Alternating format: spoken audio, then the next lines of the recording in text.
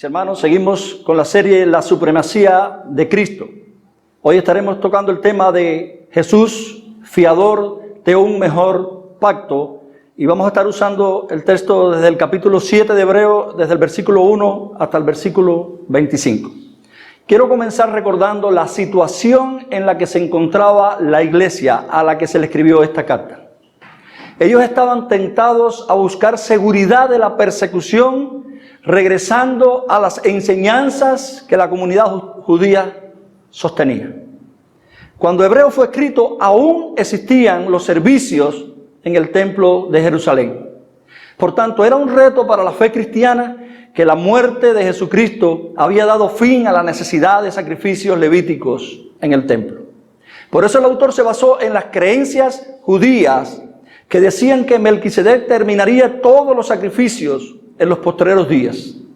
Él les escribe para persuadirlos de que Jesús, el gran hijo de David, era el sacerdote real, eterno, según el orden de Melquisedec, y que era necesario que permanecieran fieles a él. Ahora bien, ¿quién fue Melquisedec? Este es un personaje del cual se habla muy poco en la Biblia. Los judíos del primer siglo tenían mucho interés en la figura misteriosa de Melquisedec, que se encuentra ahí en el capítulo 14 de Génesis, en los versos del 17 al 20. Algunos creían que era un ángel, otros esperaban su regreso al final de los tiempos. Sin embargo, el autor de Hebreos vio en él más bien un tipo de Cristo. Los versículos del 1 al 3 de este capítulo 7 nos presentan la información relacionada con este personaje. Y ahí dice, rey de Salem, sacerdote del Dios Altísimo, salió a recibir a Abraham y lo bendijo. Abraham le dio los diezmos de todo. Su nombre significa rey de justicia, también rey de paz, sin padre, sin madre, sin genealogía, ni tiene principio de días, ni fin de vida, hecho semejante al Hijo de Dios, y permanece sacerdote para siempre.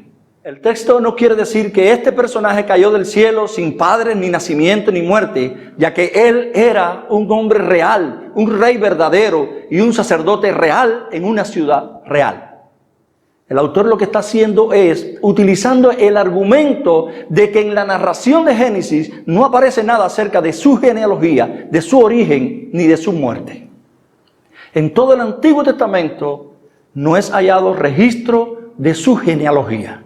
Y esto es significativo, porque la mayoría de los grandes personajes del Antiguo Testamento tenían un linaje identificado.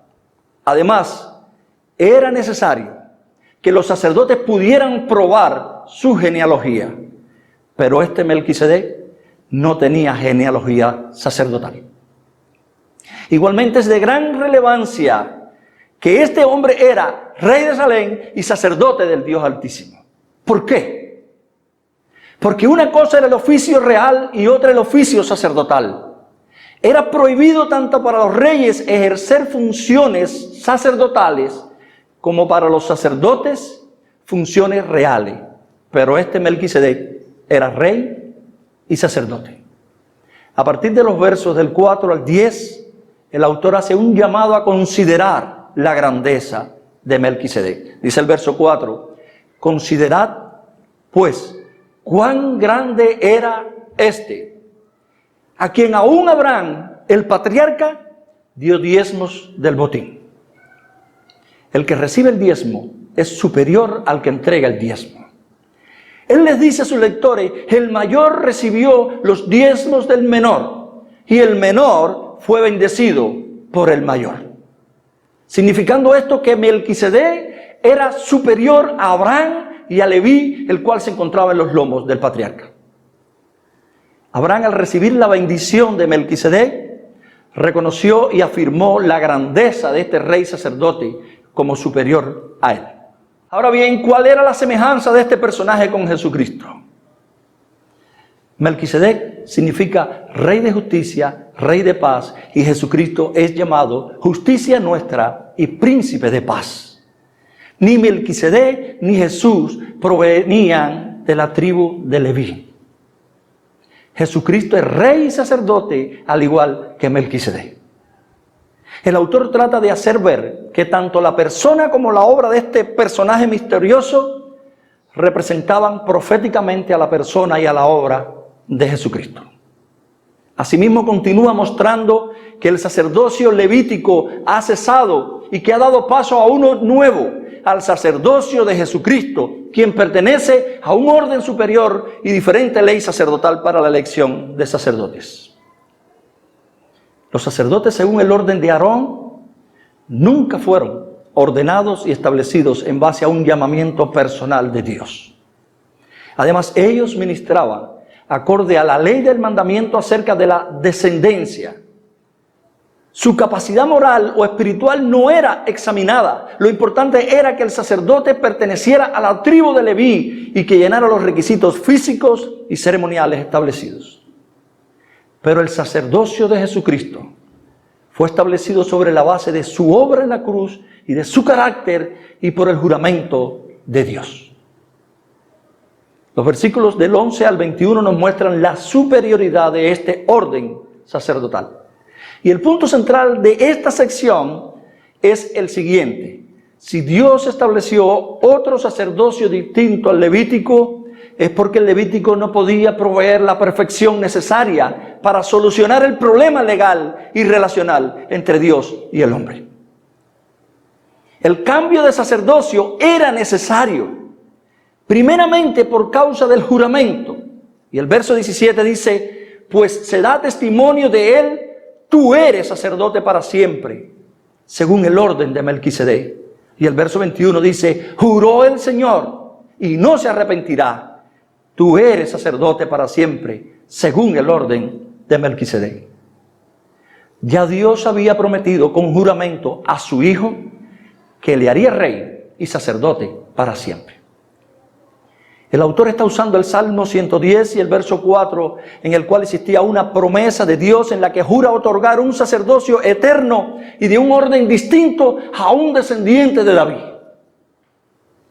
También el cambio de sacerdocio era necesario por causa de la debilidad de ese sacerdocio. Y el verso 18 nos dice: queda pues abrogado el mandamiento anterior a causa de su debilidad e ineficacia. Lo que les está diciendo es: el sacerdocio levítico ofrecía muchos sacrificios, pero ninguno podía ser perfecto a los pecadores santificados. Es decir, no podían elevar al hombre a su más alto estado de la salvación y la santificación. Estos mandamientos fueron añadidos para servir como ayo y preparar el camino para llevarlos a Cristo. Además, el sacerdocio levítico tenía otra debilidad, y es que era temporal. Según el verso 23, los otros sacerdotes llegaron a ser muchos, debido a que por la muerte no podían continuar. Sin embargo, el sacerdocio de Cristo es inmutable, ya que permanece para siempre, como nos dice el verso 24. Mas este, haciendo referencia al de Cristo, por cuanto permanece para siempre, tiene un sacerdocio inmutable. ¿Por qué el sacerdocio de Jesús es inmutable y permanece para siempre? Primeramente, porque el Padre lo juramentó, y segundo, porque la muerte no terminó con su sacerdocio, ya que Él resucitó de entre los muertos. Por tanto, según el verso 19, ahora tenemos una mejor esperanza por la cual nos acercamos a Dios. Y según el verso 22, un mejor pacto garantizado por Jesús. Cuantas veces nuestro acusador se presente delante de Dios para presentar cargos contra nosotros, se encontrará con aquel que está a la diestra del Padre y que, como dice el verso 25, nos ha salvado eternamente y vive siempre para interceder por nosotros. Este puesto no podía ser de otro que no fuera Jesucristo, el Dios encarnado, el que tiene la calidad moral y espiritual para desarrollar este gran ministerio. Nosotros los creyentes deberíamos experimentar el gozo genuino de Dios al apropiarnos de estas verdades y esperar en estas promesas. Asimismo, deberíamos estar regocijados por tener a nuestro lado, intercediendo siempre a un sacerdote eterno conforme al orden de Melquisedec. El principal problema en este mundo de hoy no es la pobreza, ni las dificultades económicas, ni esta pandemia que nos está agobiando, ni cierta situación social por la que estamos pasando, sino la ira de Dios, quien es fuego consumidor, como dice la Escritura en el capítulo 10 ahí mismo de Hebreos, versículo 31, y el capítulo 12, verso 29. Por eso, mis hermanos, nuestra mayor necesidad no es ni la riqueza, ni la salud, ni una mejora social, sino la reconciliación con Dios. Necesitamos a alguien que quite nuestra enemistad y apacigüe su ira. Y ese alguien es el que el autor de esta carta nos ha estado presentando: Jesucristo, el eterno sacerdote, garantía de un pacto superior que con el sacrificio de su propia vida, de una vez y para siempre, quitó nuestra enemistad contra Dios y apaciguó la ira del Santo, Santo, Santo.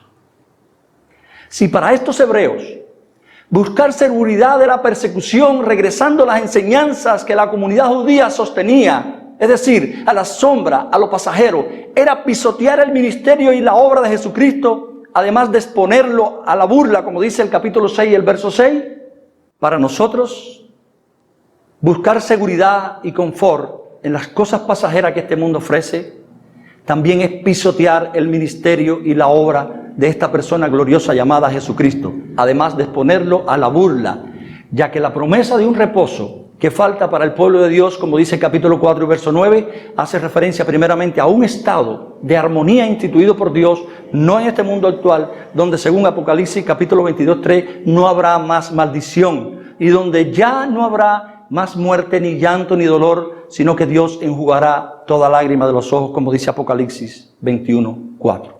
Y también hace referencia a un lugar, a la plena posesión de la tierra nueva y el cielo nuevo, donde experimentaremos el reposo de nuestros enemigos y donde podremos vivir y adorar a Dios en completa paz. La buena noticia, mis hermanos, para todos aquellos que hoy están trabajados y cargados con la escasez de esta vida y con el peso del pecado que nos asedia, es que tenemos a ese gran sumo sacerdote en el lugar santísimo intercediendo por nosotros cada día. Quiero terminar con Hebreos capítulo 12, verso 1 y 2, donde el autor de la carta le dice a sus lectores: corramos con perseverancia la carrera que tenemos por delante, puesto los ojos en Jesús, el autor y consumador de la fe.